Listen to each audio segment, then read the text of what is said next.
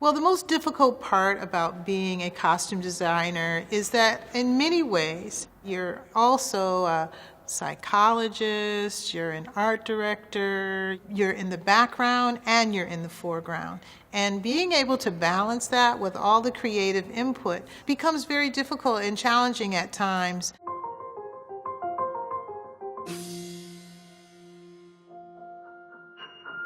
My name is Ruth Carter, and I'm a costume designer.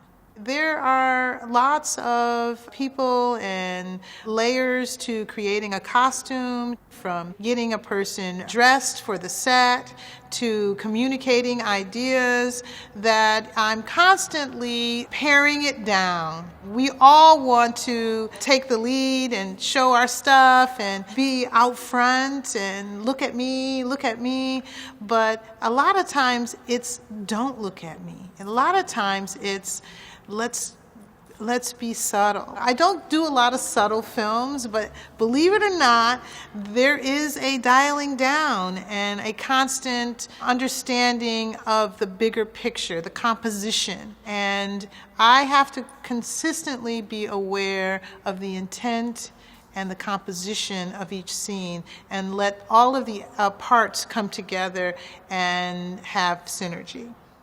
I got into costume design kind of as a default. I was studying acting in college, and I didn't make the role that I was going after. And the instructor, who was actually directing the play, asked me if I wanted to do the costumes instead. And it was kind of like the consolation prize. I said okay because I had dabbled in sewing as a kid, and I gave it a try. And it stuck. And I have worked on everything from School Daze to B.A.P.S, Do the Right Thing, Mo Better Blues, I'm Gonna Get You Sucker, Selma, Malcom X, and Black Panther. When I first started as a costume designer, I was very much focused on doing the illustrations and going through the process. And then as we traveled through the years, costume design has evolved. The illustration process involves more people, it's more digital. I was, working on one sheet of paper with my pens or my brushes. And now we're illustrating by computer. We are creating costumes with 3D printing. We can actually, really see 3D renderings of what we're creating, so we can look at a costume from all angles before we begin the build process. So we're much more informed now, even though I think my original approach to costume design still is alive and well. There's nothing more beautiful than a sketch done on a piece of art paper. But now we can use our digital process to reverse things that we don't like much easier than it was from that first idea.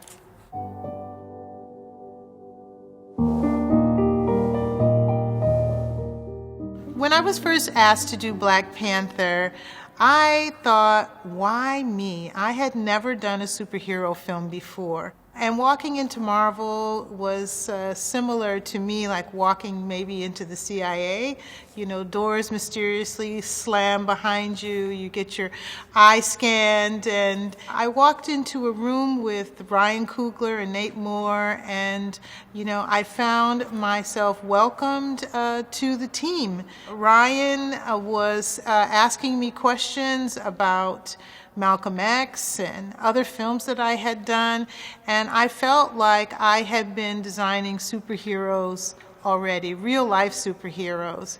And that's what he wanted me to bring to the Black Panther film. Coming into designing for Black Panther was definitely a multi-tiered process. There was a Wakandan Bible that gave us some direction for creating the looks for many of the tribes. When you're building a world, you can't take for granted that it's going to be a one-dimensional kind of a thing. It was multi-tiered, multi-dimensional. And as we delved into each individual costume, for example, the costume for Okoye, who is the general for the Dora Milaje, we wanted to have a uniform. We didn't want a cheerleader skirt and a bikini top. We wanted these women to be taken seriously in a uniform because they are protecting the king, King T'Challa, the Black Panther. And so it was Ryan Coogler who felt like they should be flat on the ground, split-toe boot, no heels, no wedge boots. And we crafted a costume that really did represent all the areas of Africa. You have beadwork from the Turkana tribe. You have a leather skirt wrapped like the Himba women who soap the skins of the calf and stretch the edges so that it ruffles. When I viewed a lot of the techniques that were used for a lot of indigenous African craft and tribal wear, I saw so many beautiful ways that we could represent it on this costume. We have the Ndebele neck rings and arm rings that represent South Africa, but we wanted the neck rings to feel like jewelry. So we actually got a jewelry designer to come in and create our prototypes for those pieces. So there's so many ways in which the Dora Milaje costume honors the female form. It has a leather harness that travels around the body, and you'll see it wrap around the bust area and into the waist. And in between, there's a raised printing that mimics scarification. Different tribal customs use scarification as identifying their origin. Sometimes the scars are on the face, sometimes the scars are on the body. And you'll see that represented in many areas and many aspects of different tribal customs. And so this Dora Milaje costume would not be complete without some representation of that tradition. To design for Queen Ramonda, it was very stressful for me at first because in the comics, Queen Ramonda is walking around in yoga pants and barefoot, and she has her white, beautiful dreadlocks, and she's very easygoing. And because we're making a movie and I really wanted you to recognize her as the queen at first glance, when we see her there on the landing pad when T'Challa returns to Wakanda with Nakia, we know right away that that's the queen. And I think it's identifiable in her costume. She has her shoulder mantle, which is 3D printed. She has her ishikolo, which is the married woman's hat from South Africa. And one of the main reasons why it was important to 3D print that piece was I needed it to be perfect. If Wakanda is this forward-thinking place that's leading in technology, the queen would definitely have pieces that represented tradition but also represented new innovations. The first Black Panther suit was seen in the film Captain America: Civil War. I think it was added maybe well into the production, and so there were a lot of things that weren't really sussed out completely. So by the time I came on to the full-blown Black Panther film, I brought the costume to my office and I put it on a mannequin. And I thought, the mannequins just really don't give you the magic. Maybe I need Chadwick Boseman to come into my office. He came in and he put the suit on, and it was magical. And he stretched, and he did his karate poses, and he did all this stuff in my office, and I was completely floored. I wanted to step in and give it my personal spin. I felt like there needed to be a connection between the suit and the place in Wakanda, and I saw that there was an opportunity to add a surface pattern to the suit, which was a triangle. The triangle is sacred geometry of Africa, I like to say. It means the father, the mother, and the child. And because we needed a surface texture, the triangle was developed. But the suit itself, it was designed by Adi Grad of the Marvel Visual Development team. And people don't realize that it really does take a team to create all of the beautiful things that are developed. There's hundreds of illustrations that are put forward. And then it comes into my world. My world is one of design and it's also one of materialization. And the materialization of the costumes is a big responsibility to understand how the textures will work together. And once we materialize these things, we do prototypes. And so I did a prototype of the Panther skin, as you might call it. Several prototypes were developed and submitted for the Marvel executives and Ryan Coogler to take a look at. And so they chose the one that they liked, and then we made the complete suit. I worked with Eddie Murphy for so many years. It was a reunion of sorts. It gave me an opportunity to reacquaint myself with his body type and how things change as you get a little bit older. Things do change. So at that point, I needed to go back to the first movie and really study it and find the things that we wanted to extract and keep, and then move it forward. I mean, going from Wakanda to Zamunda, it really needed to have its own signature and its own look. When I was on Black Panther, I would tell my crew and everyone coming on to the job that, hey, this is not coming to America. Even though it was a great film, Wakanda needed to really have its own identity. And here I am on Coming to America saying to everyone, this is not Wakanda. So I really examined what was really great about the design on the first movie and what we really could expect in a sequel, because we're much more sophisticated now. We have seen African royalty, and we really need to address the audience and their knowledge of Africa. One of the things that I'd like to say we modernized or we made different in Coming to America was we were cruelty-free. If you remember, the king wears a lion on his shoulder when he comes to America, and Prince Hakeem, he also wears like an ocelot over his shoulder. And the new Coming to America, we decided that we would 3D print the lion on the shoulder. And I like the idea of it being a piece of jewelry as well. So we printed it in gold and we gemmed the eyes and the nose. And as you might know, even the Maasai tribe in Africa, traditionally they killed a lot of lions, but now they have technology that helps them chart where the lion herds are so that they won't follow their herd of cattle and they can steer away from it. So that all connects to technology for me as well. We 3D printed the lion on the shoulder of Prince Hakeem.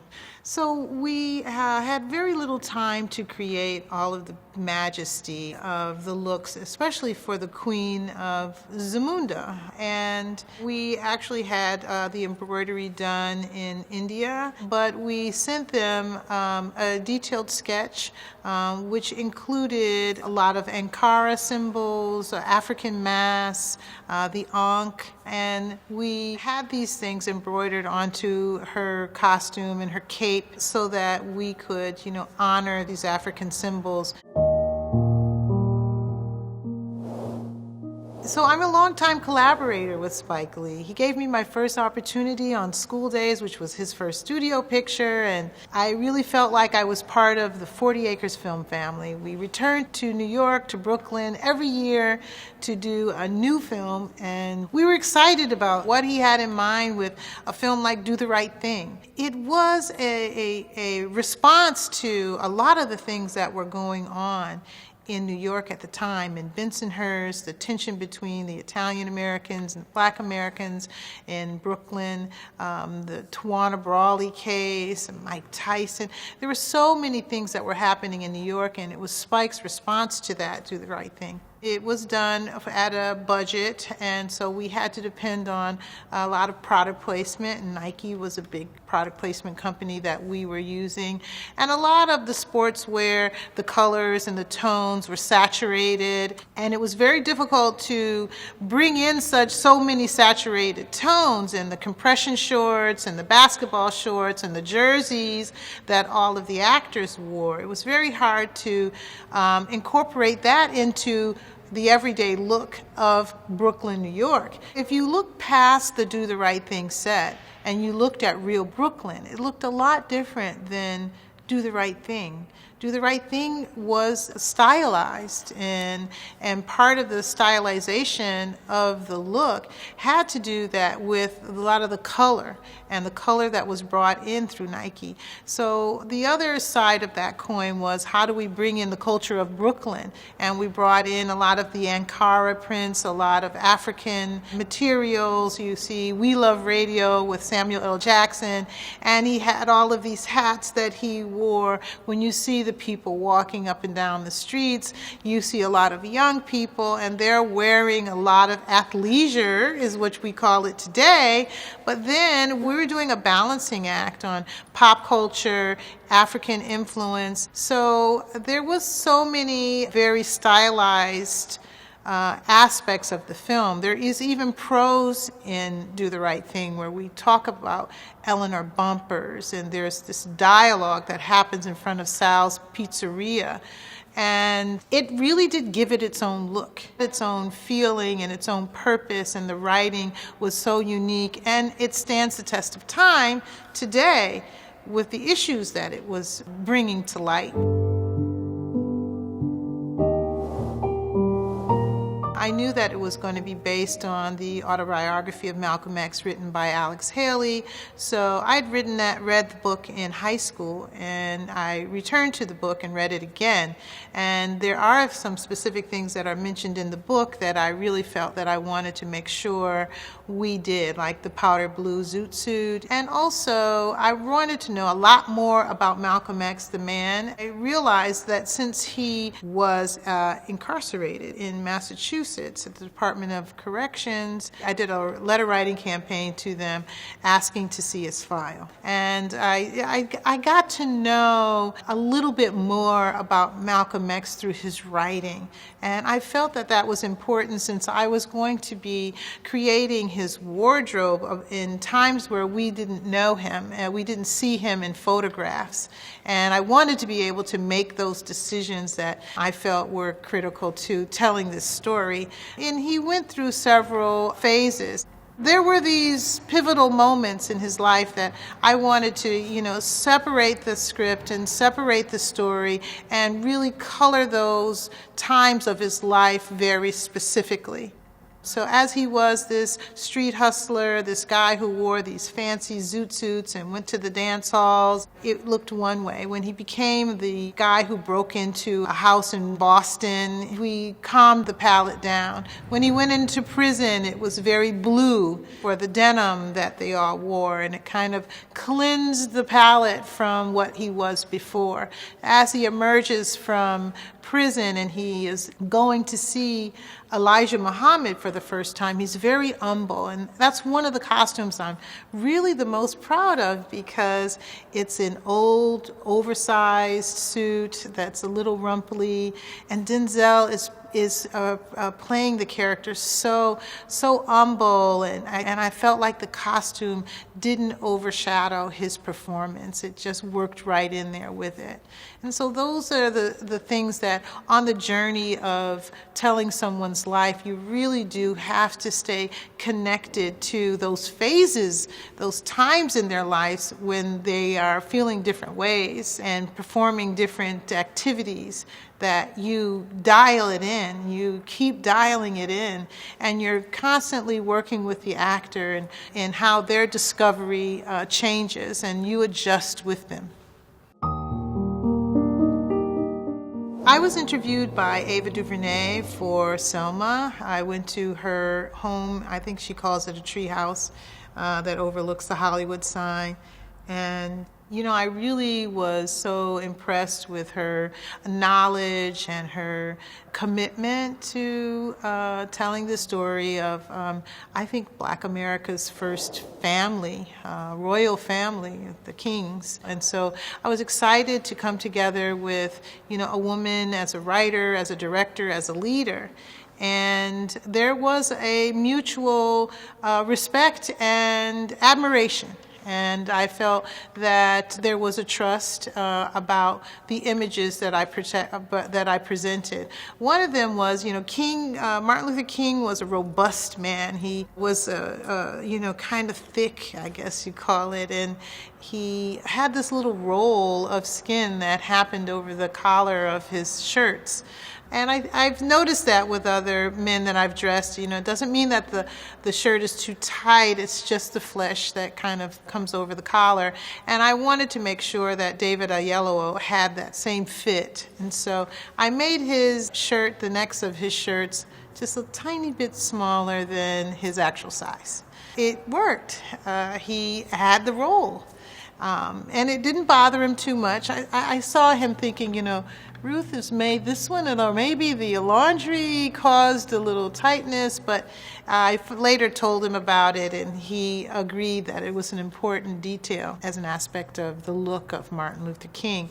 Also, because they were the first family, Coretta Scott King was always presented with such elegance and class, and I wanted to really stay in that zone with her and keep what I feel is in Black American culture a tradition of being appropriately dressed, especially in the church. The mother of the church has a certain aura and presence to herself. So we see scenes of them at home at dinner, and everyone actually is dressed for dinner.